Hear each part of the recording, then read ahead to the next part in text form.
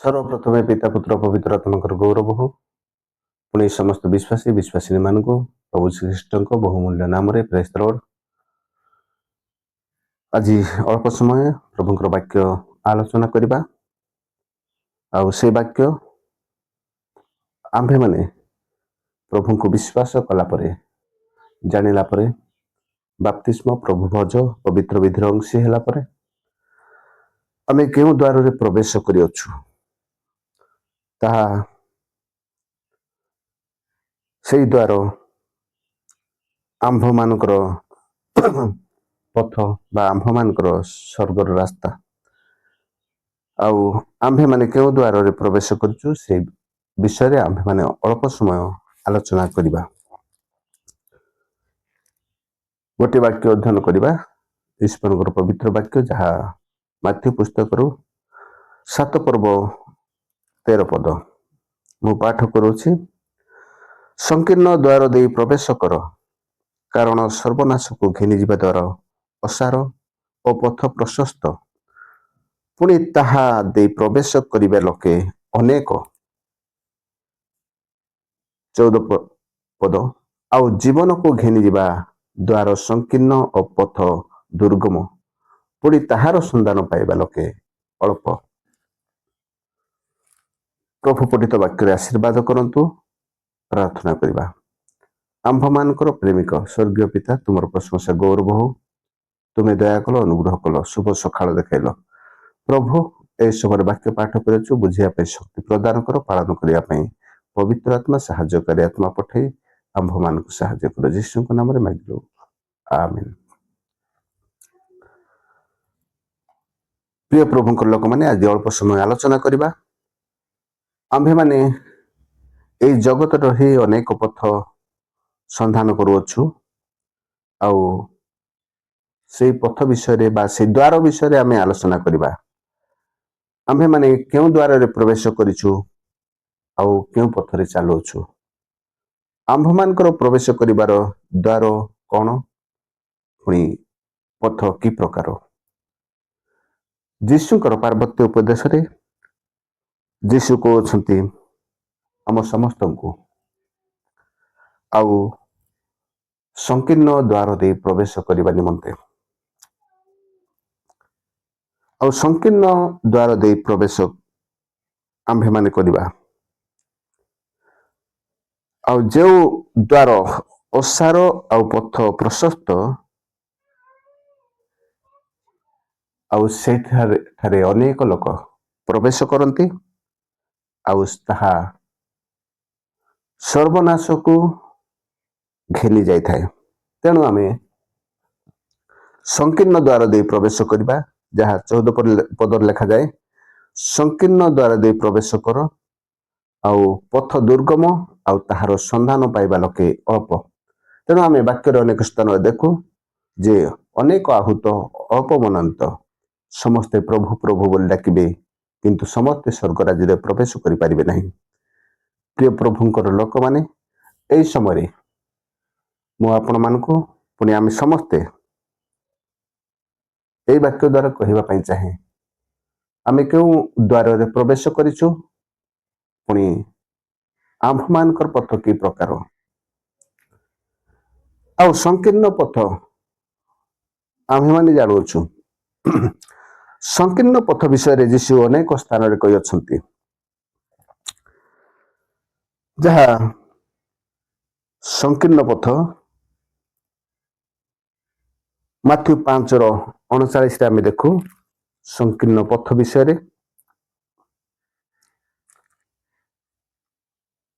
କିନ୍ତୁ ମୁଁ ତୁମମାନଙ୍କୁ ଅଛି, ଦୁଷ୍ଟର ପ୍ରତିରୋଧ କର ନାହିଁ, ମାତ୍ର ଯେ କେହି ତୁମର ଡାହାଣ ଗାଲରେ ଚାପୁଡା ମାରେ, ତାହାକୁ ଅନ୍ୟ ଗାଲ ମଧ୍ୟ ଦେଖାଇ ଦିଅ। ଏହା ହେଲା ସଂକୀର୍ଣ୍ଣ ପଥ। ଆପଣମାନଙ୍କ ଠାରେ, ମୋ ଠାରେ ଏହା ହେବା ଦରକାର, କାରଣ ଯୀଶୁ ଖ୍ରୀଷ୍ଟ ସେ ଆମ୍ଭମାନଙ୍କୁ ଶିକ୍ଷା ଦେଇଅଛନ୍ତି, ଆମ୍ଭମାନଙ୍କୁ କହିଅଛନ୍ତି, ଏ ଆଜ୍ଞା ତାଙ୍କର, ଯେଉଁମାନେ ଈଶ୍ୱରଙ୍କର ଆଜ୍ଞା ପାଳନ କରନ୍ତି ସେମାନେ ତାହାଙ୍କୁ ଜାଣନ୍ତି, ଆଉ ସେମାନେ ଧନ୍ୟ। ତେଣୁ ଗୋଟିଏ ଗାଲରେ ଚାପୁଡା ମାରିଲେ ଅନ୍ୟ ଗାଲ ଦେଖାଇ ଦିଅ। এইଟା ହେଲା ସଂକୀର୍ଣ୍ଣ ପଥ। ତେଣୁ ଆମେ କେବେ ମଧ୍ୟ ଅସାରିଆ ପଥରେ ଯିବା ନାହିଁ। ଆଉ ଲେଖାଯାଏ ଦୁଷ୍ଟର ପ୍ରତିରୋଧ କର ନାହିଁ, ଦୁଷ୍ଟର ପ୍ରତିରୋଧ ନ କରିବା। ଆମେ ଅନେକ ସମୟରେ ଭାବୁ ଆଉ ଯେସାକୁ ତେସା, ଯେ ପ୍ରକାର ଲୋକକୁ ସେ ପ୍ରକାର ବ୍ୟବହାର କର, କିନ୍ତୁ ଆମ୍ଭମାନଙ୍କୁ ଯୀଶୁ ଶିକ୍ଷା ଦିଅନ୍ତି ଯେ ଦୁଷ୍ଟର ପ୍ରତିରୋଧ କର ନାହିଁ, ତାକୁ ମୁକାବିଲା କର ନାହିଁ, ତାର ସାମ୍ନା କର ନାହିଁ, ତାକୁ ସାମ୍ନା କର ନାହିଁ। ଆଉ ଏଇଟା ପ୍ରଭୁ ଆମମାନଙ୍କୁ ଶିକ୍ଷା ଦେଉଛନ୍ତି। ତେଣୁ ନିଶ୍ଚୟ ଆମେ ଚେଷ୍ଟା କରିବା। ଏଟା କେବଳ ଆମେ ବାକ୍ୟ ଶୁଣୁଅଛୁ ଆଉ ତାକୁ ପାଳନ କରିବା, ତାହା ହେଲା ପ୍ରକୃତ ସଂକୀର୍ଣ୍ଣ ଦ୍ୱାର ଦେଇ ପ୍ରବେଶ କରିବା ବ୍ୟକ୍ତିର ଲକ୍ଷଣ। ତେଣୁ ଆମେ ଅନେକ ସ୍ଥାନରେ ଦେଖିଅଛୁ ଯେ ଡାହାଣ ଗାଲରେ ଚାପୁଡ଼ା ମାରିଲେ, ଅନ୍ୟ ଗାଲ ଦେଖାଇବା, ଦୁଷ୍ଟର ପ୍ରତିରୋଧ ନ କରିବା, ଏ ସମସ୍ତ ବିଷୟ ଆମ୍ଭମାନଙ୍କ ନିମନ୍ତେ ସଂକୀର୍ଣ୍ଣ ଦ୍ୱାର। ଆମେ ସେହି ଦ୍ୱାର ଦେଇ ପ୍ରବେଶ କରିଛୁ କି? ଆଜି ଯୀଶୁ ଆମମାନଙ୍କୁ ଦେଖୁଅଛନ୍ତି ଆମେ କେଉଁ ଦ୍ୱାରରେ ଅଛୁ, କେଉଁ ରାସ୍ତାରେ ଚାଲୁଅଛୁ, ଆଉ ତାହା କି ପ୍ରକାର ରାସ୍ତା।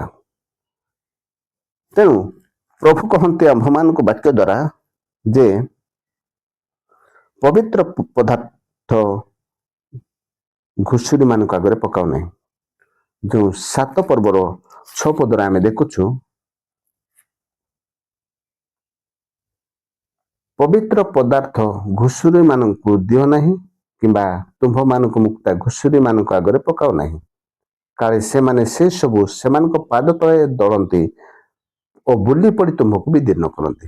ତେଣୁ ଦେଖୁଛୁ ଏହି ସମସ୍ତ ବିଷୟ ଆମ୍ଭେମାନେ ଦୁଷ୍ଟ ଲୋକକୁ ଯଦି ଭଲ କଥା କହିବା, ଉପଦେଶ ଦେବା, ସତର୍କବାଣୀ କହିବା, ସେମାନେ ହୋଇପାରେ ରାଗି ଯାଇଥାନ୍ତି ଆଉ ପ୍ରତିରୋଧ କରି, ସେମାନେ ମୁକାବିଲା କରି, ସାମ୍ନା କରି, ଆଉ ହୋଇପାରେ ଆମ୍ଭମାନଙ୍କର ଆତ୍ମାକୁ ନଷ୍ଟ କରିଦେଇ ପାରନ୍ତି।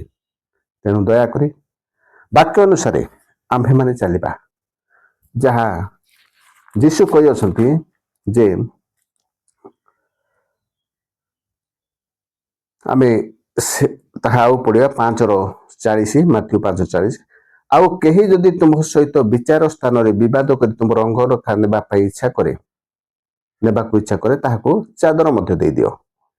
ଏଇଠି ବିଚାର ସ୍ଥାନରେ ଲେଖାଯାଏ ଯେ ଆପଣ ଠିକରେ ଅଛନ୍ତି ନା ଭୁଲରେ ଅଛନ୍ତି, ନ୍ୟାୟରେ ଅଛନ୍ତି ନା ଅନ୍ୟାୟରେ ଅଛନ୍ତି, ସେଇଟା ଲେଖା ହଉନି।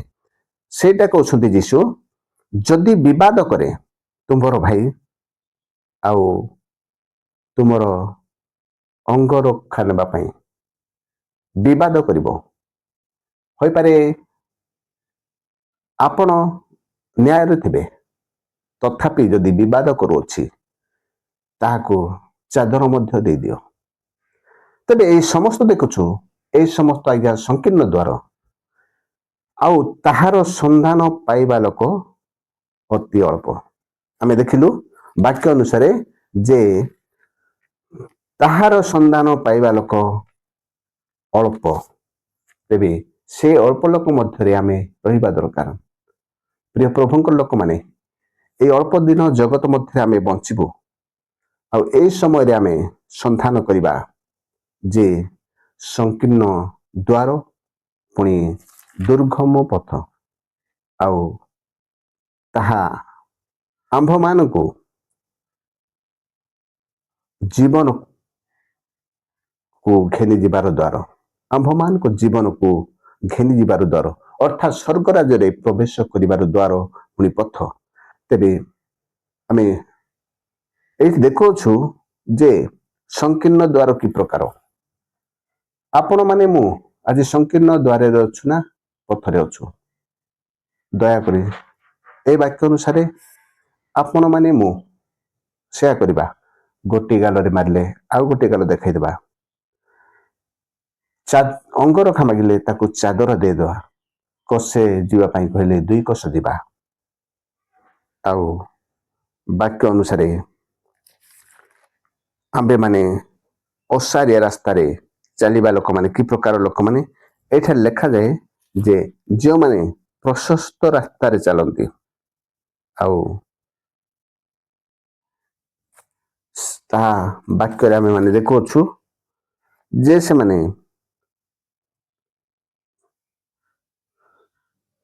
ମୁଁ ପଢୁଅଛି ସଂକୀର୍ଣ୍ଣ ଦ୍ୱାର ଦେଇ ପ୍ରବେଶ କର କାରଣ ସର୍ବନାଶକୁ ଘେନିଯିବା ଦ୍ୱାରା ଅସାର ପ୍ରଶସ୍ତ ପୁଣି ତାହା ଦେଇ ପ୍ରବେଶ କରିବା ଲୋକ ଅନେକ।